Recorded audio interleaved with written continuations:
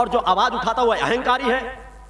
जो आवाज उठाता क्या वो अपने आप को पुजवाना चाहता है? मगर पुजवाना चाह रहा होता तो 15 साल के अंतराल चुकी तब से मेरी यात्रा चले। मैंने कभी उस रास्ते को मैंने नहीं तय किया कि समाज में बार बार अपने आप को पुजाऊं, अपने चरण पूजन करवाऊं। इस रास्ते से समाज का हित भी नहीं है और धर्म क्षेत्र से बढ़कर के दूसरा स्थान भी नहीं है। अगर मेरे शिष्य का जीवन जीता हूं इसलिए मैं समाज कह रहा हूं, मुझे कोई मंत्रियों मिनिस्टरों से कोई भेद नहीं, क्योंकि वो भी मेरे शिष्य। मैंने इसलिए कहा कि मैं बार बार जो टीका टिप्पणी करता हूं चूंकि उनकी वह कमियां हैं, उन्हें उन स्थानों को ग्रहण भी नहीं करना चाहिए। परिस्थितियां हो जाए, कोई ऐसे सफर में कर रहा है, मजबूरियां हो कि हम उनके बगल में बैठने के लिए किसी तरह बाध्यता हो जाए, एक अलग बात है।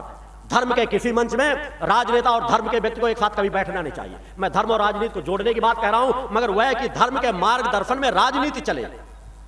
यह नहीं कि धर्म और राजनीति एक बगल में बैठ करके धर्म चोर और राजनीति चोर, दो चोर चोर दोनों मौसेरे भाई बन जाए। हम भी लुटेरे, तुम भी लुटेरे, लूटो जितना समाज को लूट सको। आयोजन समाज को देखा करो। मैं इसलिए बार बार कह रहा हूं, अनेकों धार्मिक आयोजन होते हैं, उनके जब भी प्रसारण हुआ करे उनको देखा करो।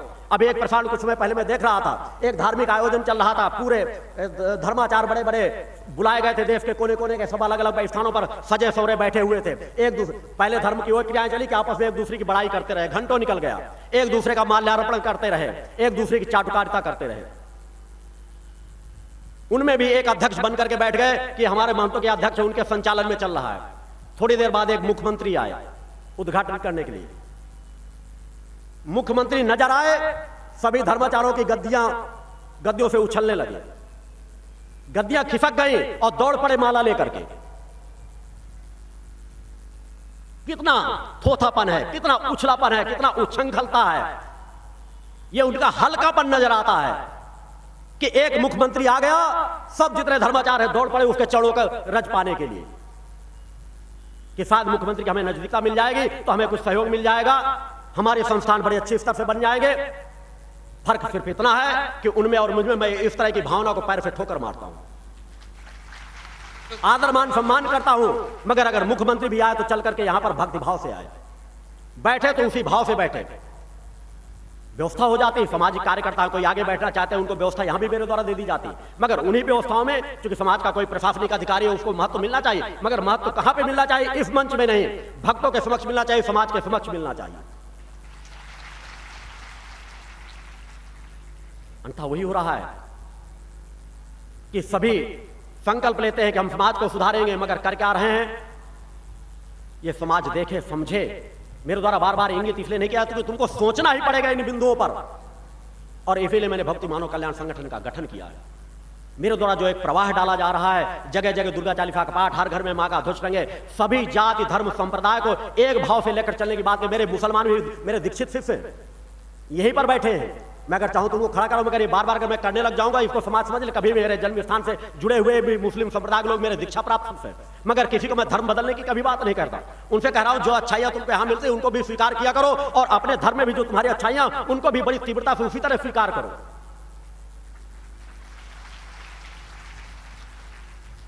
मगर जो हिंदू धर्म में, सनातन धर्म में जो सत्यता है, वह अन्य धर्म चूंकि अलग अलग बट जरूर गए, मगर सब कहीं ना कहीं उसी धर्म की शाखाएं हैं।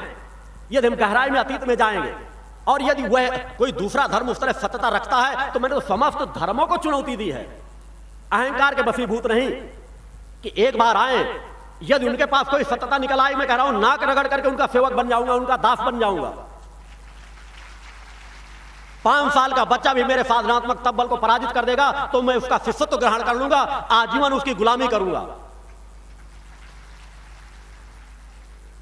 मगर समाज में अगर ये नहीं होगा, समाज में सत्य निकल करके आएगा कैसे? समाज में परिवर्तन आएगा कैसे? कलिकाल का भयावह वातावरण छटेगा कैसे? उसके लिए हम आपको सभी को प्रयास करना पड़ेगा। इसलिए मैं नशा मुक्त जीवन जीने की बात कह रहा हूं, इसलिए मांसाहार मुक्त जीवन जीने की बात कह रहा हूं, राजनीति और धर्म को इसलिए जोड़ने की बात कह रहा हूं कि राजनीतिक यदि धर्म जिनको धर्म का ज्ञान हो, सत्य का ज्ञान हो, वास्तव में जो धर्माचार कहलाने के अधिकार अनेकों हो सकते हैं, मगर निश्चित आज वर्तमान में अगर गिने जाए तो हाथों के पोरों की उंगलियों में गिन जाएंगे। ये धर्म के मार्गदर्शन में राजनेता रहेंगे तो सही मार्ग में ज्यादा चलेंगे। नहीं, अपराध बढ़ता चला जा रहा है, इस अपराध को कैसे रोका जाएगा? केवल धर्म एक ऐसा माध्यम है। धर्म और राजनीति को अलग करने की आवश्यकता नहीं, सिर्फ आवश्यकता है कि धर्माचार्यों को चुनाव नहीं लड़ना चाहिए। मार्गदर्शन देना चाहिए, चिंतन देना चाहिए, दिशा देना चाहिए। मगर खुद चुनाव लड़े, खुद कभी मंत्री बनने की ख्वाहिश हो जाए, खुद कभी मुख्यमंत्री बनने की ख्वाहिश हो जाए, मैं उन्हें धर्माचार मानता ही नहीं, भले भले चाहे भगरो वस्त्रधारी बने बैठे हो। मगर धर्म और राजनीति को जोड़ना नितांत आवश्यक है। योग और धर्म का समन्वय नितांत आवश्यक है। कुछ लोग योग को अलग मानते हैं, कुछ लोग योग को केवल बीमारियों के निदान का साधन मानते हैं, क्योंकि उनको योग की पूर्णत्व का ज्ञान नहीं है कि योग का पूर्णत्व स्वरूप क्या है। भटकाव केवल इतना है, क्योंकि योग का तात्पर्य केवल उछल कूद करना, कुछ आसन व्यायाम, कपाल भाती, अनुलोम विलोम, केवल यही नहीं योग है। योग का तात्पर्य आत्मा को परम सत्ता से जोड़ना, शरीर, मन और सांसों का नियंत्रण प्राप्त करना। योग की कुछ क्रियाएं जिस तरह कुछ योगाचार्यों द्वारा कराई जाती हैं, समाज को हो सकता है कुछ स्वास्थ्य कम ठीक हो जाए, कुछ पेट कम हो जाए, कुछ बीमारियों में थोड़ा लाभ मिल जाए। क्योंकि बीमारियों में लाभ मिलता है, यह केवल आज के योगाचार्य नहीं कह रहा है।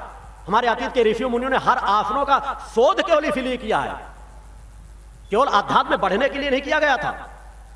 क्योंकि अगर मनुष्य अपने मानवता के पूर्णत्व स्वरूप से, पूर्णत्व स्वरूप उसके कहते हैं कि हर मानव की कुंडली चेतना जागृत हो, हर मानव दृश्य और अदृश्य संबंध स्थापित करने की क्षमता रखता हो, और उस क्षमता में यदि कहीं पीछे हट जाए तो उस योग की क्रियाओं के माध्यम से उस क्षमता को पुनः हासिल कर ले। और योग के कुछ व्यायाम, कुछ क्रियाएं ऐसी होती हैं, उससे प्राणवायु जागृत होती है। यह उसको दिशा सही नहीं दी जाएगी, यम और नियमों का पालन करने का ज्ञान नहीं सिखाया जाएगा, किसी योग्य गुरु का मार्गदर्शन नहीं होगा कि तुम्हारे पास योग करने के बाद मानसिक स्थिति क्या बन रही है। इसका ज्ञान वैज्ञानिक मशीनों से नहीं किया जा सकता। एक चैतन्य योगी जिसने उस मार्ग को तय किया हो, उस मार्ग से निकला हो, वही बता सकता है तुम्हारे मन में इस तरह की स्थिति आ रही है, विचारों में इस तरह की स्थिति आ रही है, तो तुमको अब क्या करना चाहिए। कितने समय योग करना चाहिए, कितने समय ध्यान करना चाहिए, कितने समय शवासन में जाना चाहिए, किस तरह का भोजन करना चाहिए, यह केवल एक चैतन्य योगी ही बता सकता है। अंतः प्राणवायु जब जागृत होगी तो आप नाना प्रकार के विकारों से ग्रसित हो जाएंगे। योगी यदि सच्चे योगी के मार्गदर्शन न हो तो अधिकांशतः भोगी बन जाता है। आचार्य रजनीश का पूरा जीवन देखें, भोग से समाज का मार्ग क्या है। क्योंकि समाज को भ्रमित करने या समाज को अपने चक्र में उलझा लेने की सामर्थ्य किसी का मूलाधार केवल एक जागृत हो जाए, केवल मूलाधार चक्र जागृत हो जाए तो समाज के बहुत बड़े समाज को जिधर चाहे उधर दिशा को मोड़ सकता है, भटका सकता है। मगर योग का पूरा तो विस्तार का चिंतन है, मैं अगर चाहूंगा तो यहां इतने कम समय में दे नहीं सकता। मगर मैंने समाज को कहा है कि धर्म, ज्ञान, योग, विज्ञान, जिस चीज का योग अध्यात्म क्षेत्र की आत्मा और परमात्मा के बीच का ऐसा कोई रहस्य नहीं जो समाज जानना चाहे मैं उसे बता ना सकूं। आवश्यकता केवल उस दिशा में पढ़ने की, आवश्यकता उस भेदभाव को दूर करने की। क्या मानव मानव में भेद समाप्त कर दें।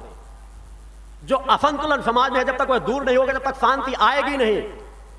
एक बेचारा भूखों मर रहा है, एक अरबों की संपत्ति पर कुंडली मारे बैठा है। हर मनुष्य अपने कर्तव्य को समझे,